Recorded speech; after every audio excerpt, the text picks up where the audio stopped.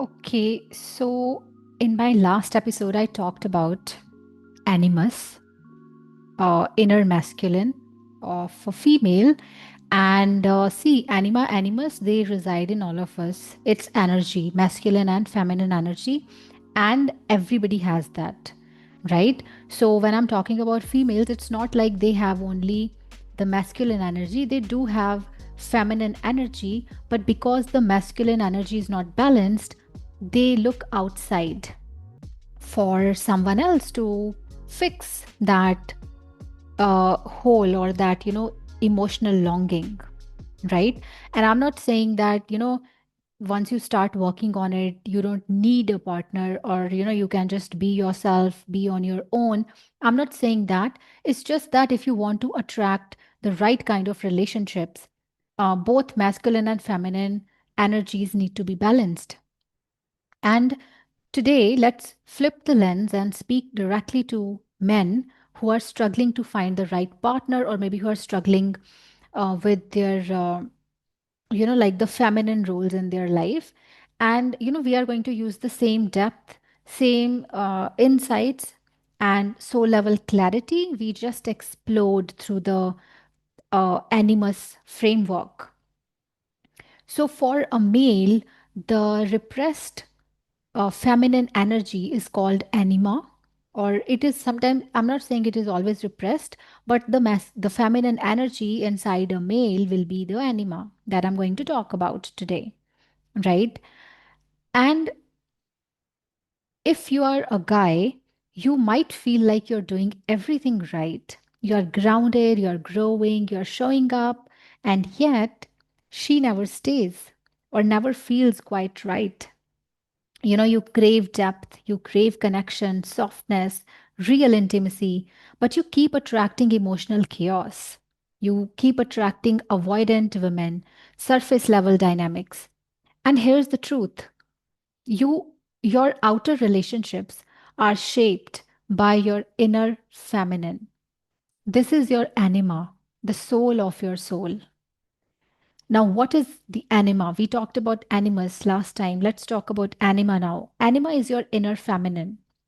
She lives in your psyche and she shows up as your emotional world, your creativity, your softness, intuition, your relationship to chaos and depth, your expectations of women. And whatever I'm saying here, in terms of anima and masculine energy, if you are a female listening to this episode, you can just flip it, right? And if you're a man listening to the episode I created earlier on, animus, same applies to you. You can flip it. The roles are different.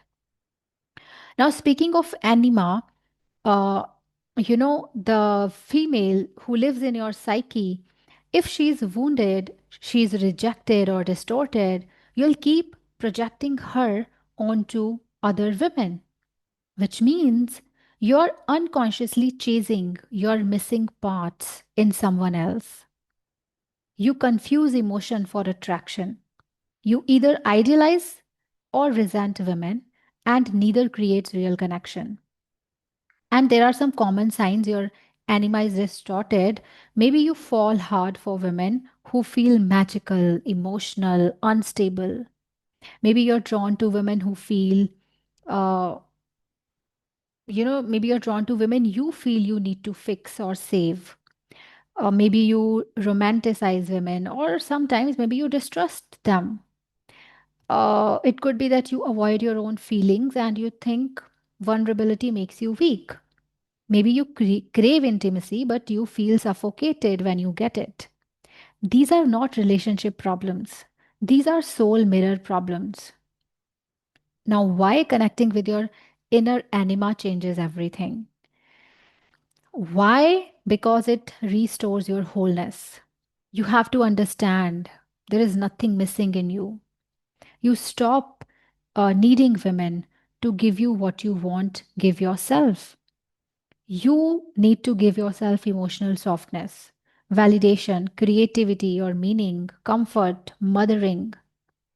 Once you start connecting with your anima, you begin to contain your own emotions instead of projecting them. Because if you're not connected with your inner feminine energy or your anima or your inner anima, you will not be able to contain your own emotions. You would expect the other person, who is a female, to contain your emotions, to provide you that softness. And once you start connecting with your anima, you start honoring the feminine, both in others and in yourself. You can see clearly who a woman is without without needing her to be your fantasy. You can easily choose a partner from grounded clarity, not trauma chemistry. And how can you begin dialogue with your anima, your inner feminine? First of all, you need to start asking yourself, what kind of women am I drawn to and why? Do I try to protect or rescue them? And why do I feel responsible for them? What emotions do I reject in myself that women often express for me? Ask yourself, if my inner feminine had a voice, what would she say about how I treat her? What do I expect from her? You can journal from her voice. You can meditate and visualize her form. You can ask, what does she need to feel safe, heard, and seen? And trust me, your anima doesn't want to seduce you. She wants you to witness her. She doesn't want you to uh, think of herself, and she doesn't actually want to destroy you. She wants to soften your edges so you can receive love fully. And when you start doing this work, you start attracting the right partner. Because when your inner feminine is heard, honored, integrated, you begin to attract women who aren't chaotic mirrors of your suppressed feelings, who aren't emotionally draining or unavailable, who are not in need of saving. You start magnetizing emotionally mature, embodied feminine energy because you have created space for it within, right? If you want to love a woman who meets you deeply, you must first meet the woman within you. That's your anima. She's your inner compass to true partnership. Not control, not passivity, not performance, but sacred polarity, emotional depth, you know, what we call real love, right? And it doesn't come with that fantasy. You have to understand your inner anima. And if you're someone who feels like understanding this is very complex, um, I can give you, I can try to give you more simple explanation, simpler explanation. See, every human being, man or woman, has two energies inside.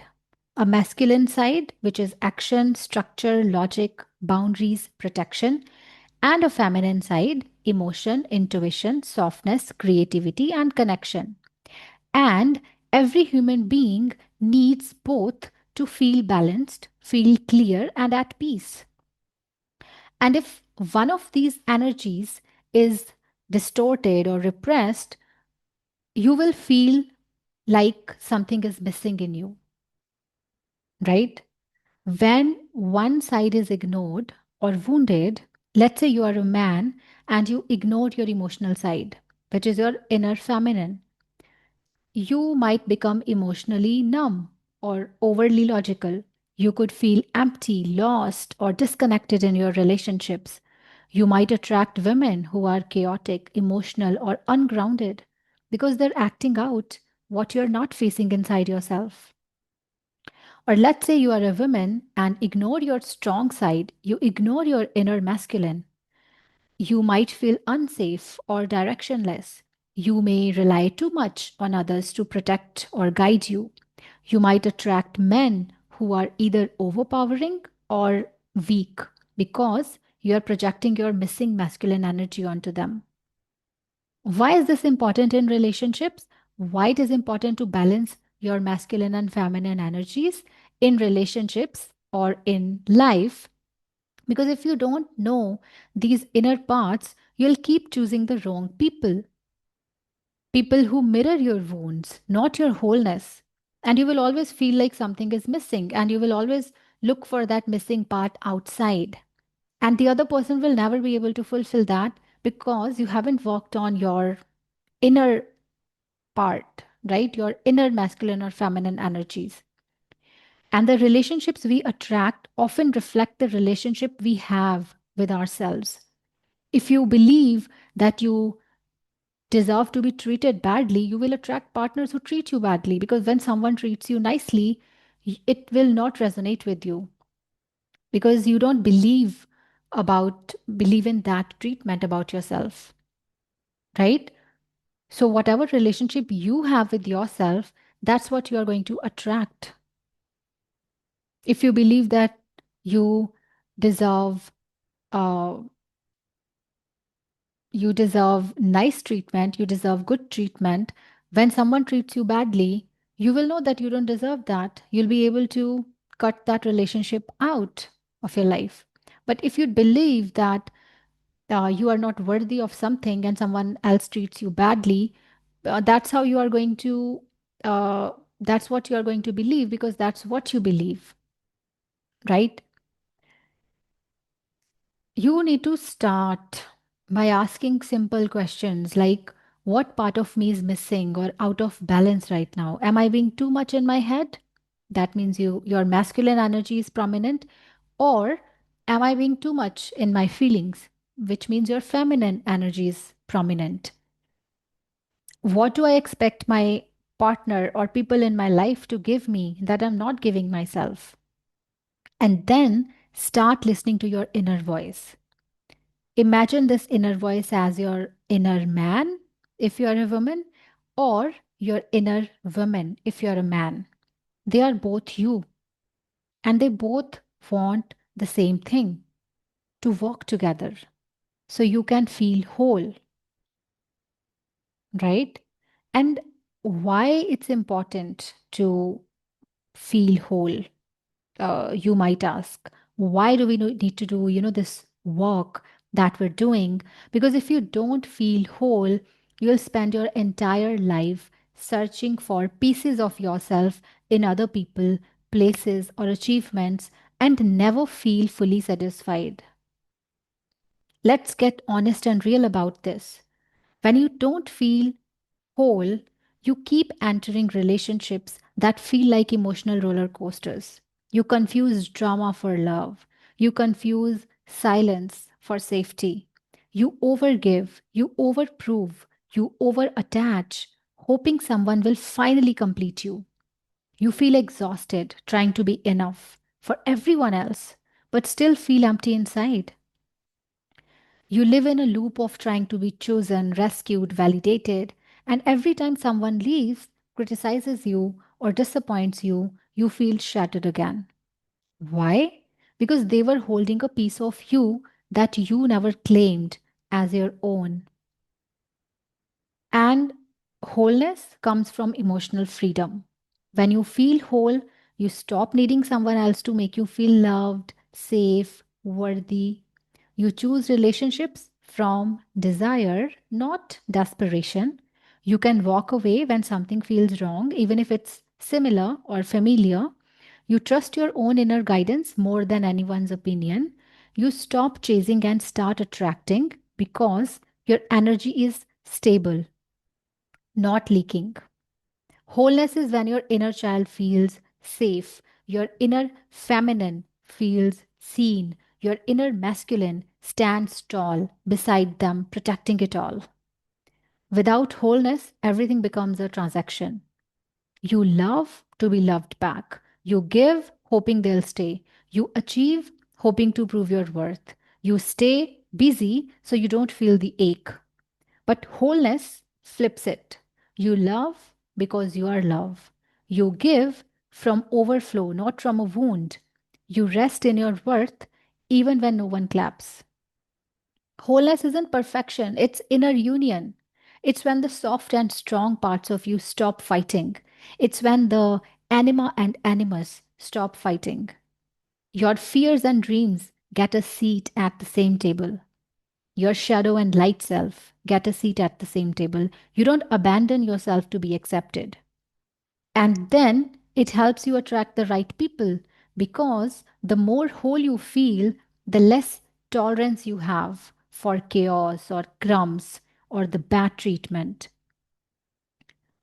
The more magnetic you become to partners, friends, and work that honors your energy when you feel whole.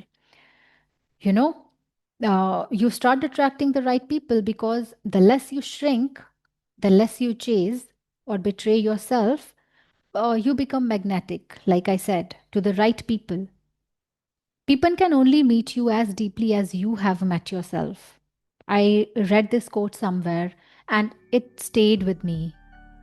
People can only meet you as deeply as you have met yourself. When you are whole, you don't need a partner, you choose one. And trust me, feeling whole, it isn't luxury, it's the foundation of everything. Love, boundaries, joy, creative flow, career fulfillment, relationship fulfillment, inner peace, the ability to walk away from what doesn't serve your soul.